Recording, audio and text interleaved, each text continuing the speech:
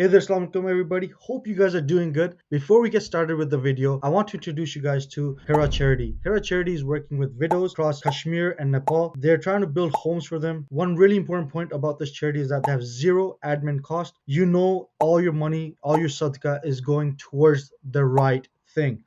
Majority of these women are vulnerable, obviously because they're widows.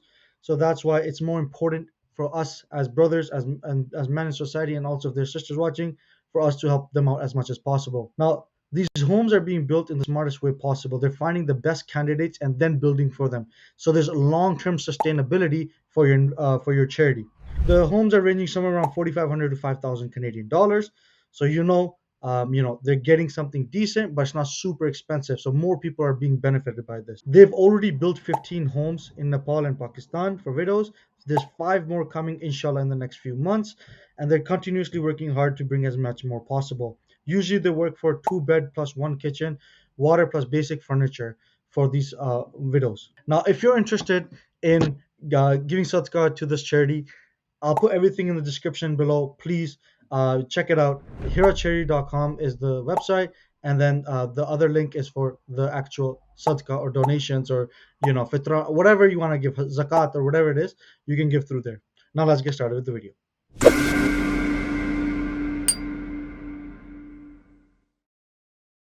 So I hope you guys are doing good. Today I'm going to be talking about a really important topic. The topic is how do you graduate university without a loan? And there's 3 major scenarios.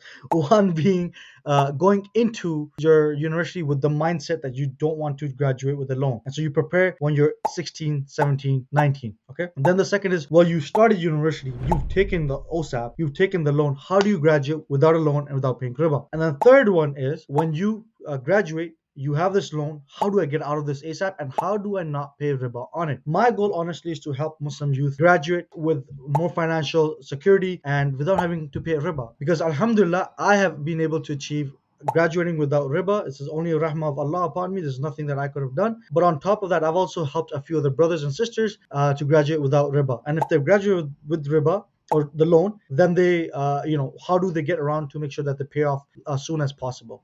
So let's get this thing started. This will be 3-part videos. I will divide it, so you guys will get 3 different videos over the next few days. So the first one is, you're 17, you're 16, you're 15. How do you plan out your financial structure? So here I'm sharing my screen, and as you can see, I've kind of structured this out as a timeline, something that you guys can focus on.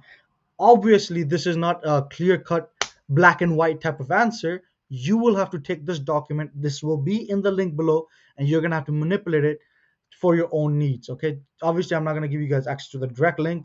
I'm going to give you one where you can copy, paste, and then work as I am talking in this video.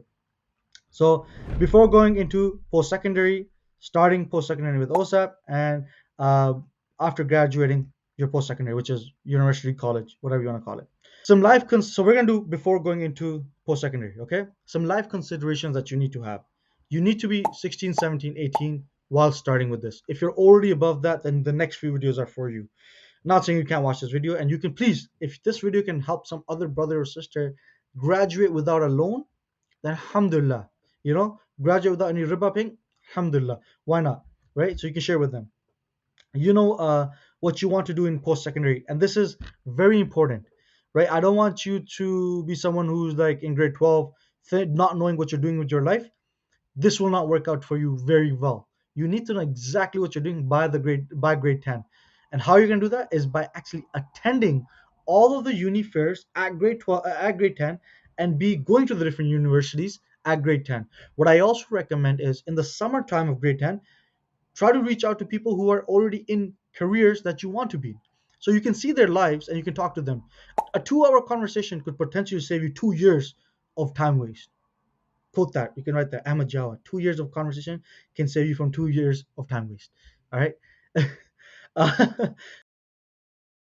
Next consideration is, you have to be willing to work. And when I mean work, I mean job, and putting your full efforts in that also. Because without that, it's not going to be possible. You're not going to be able to do it. If you're from a rich family, then you don't need to watch this video. Yeah, go ask your daddy for the money. If you're not from that, you're middle class, you're lower class, or you're mid upper class.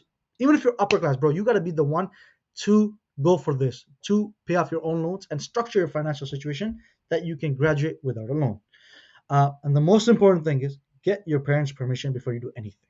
There's so much barakah when you get your ustad's permission and your parents' permission, because when you make sure that your parents are happy, then Allah subhanahu wa ta'ala brings a lot more ease in whatever you're doing.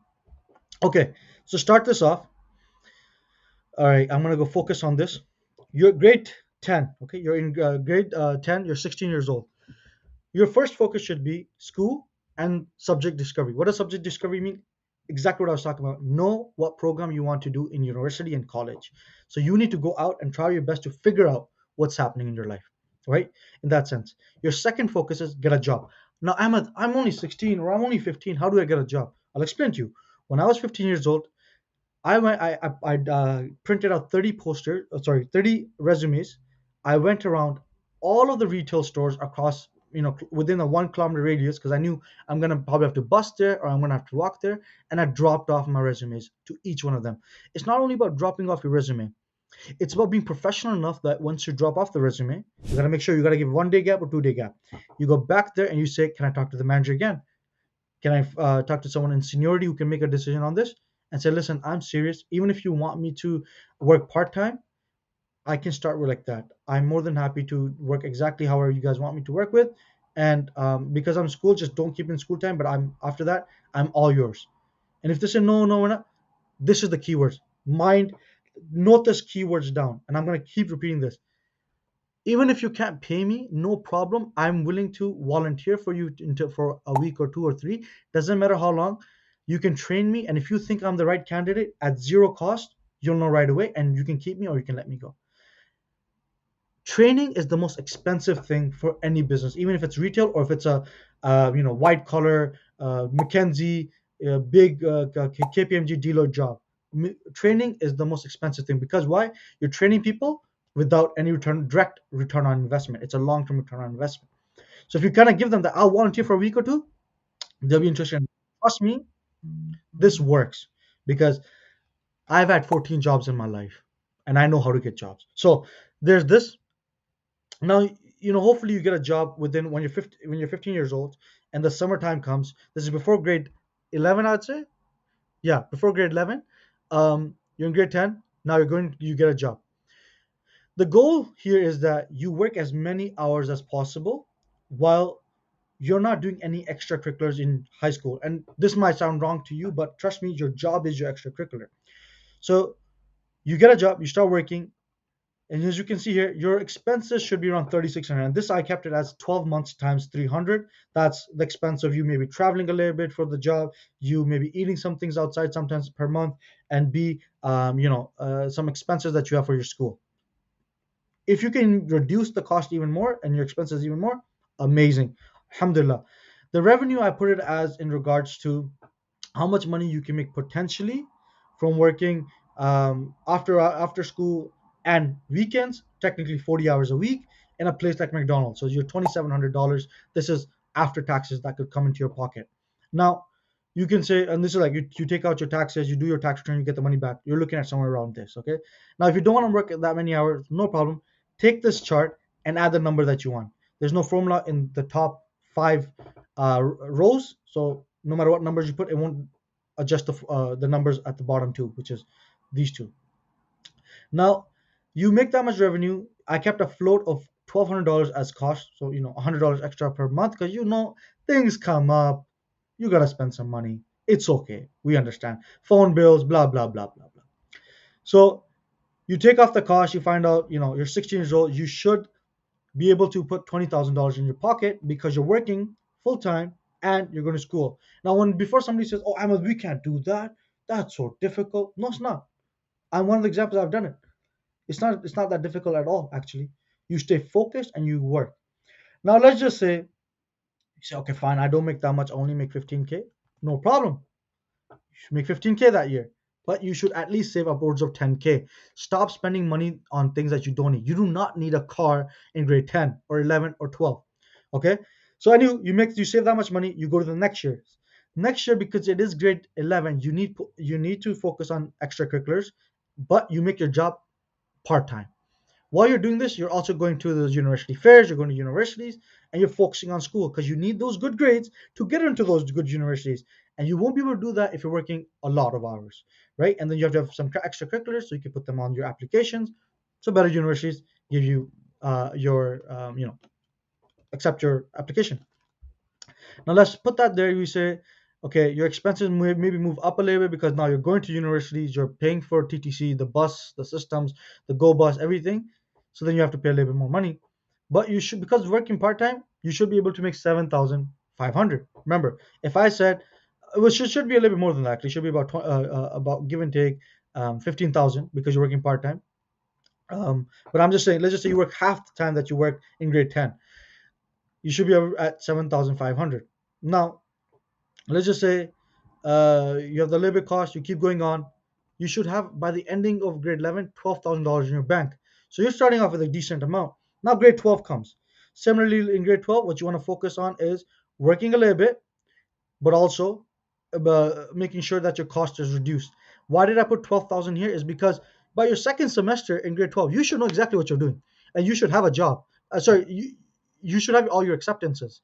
And if you have your acceptances, you can work majority of the time. You don't need to do, like, honestly, what I did was I quit all my extracurriculars at the second semester of grade 12. The only thing I did was what I had to do was I was the school treasurer. I kept continue being the treasurer. But the rest of the time I was working. I had to focus on, making sure I can go into university without with some chunk of money.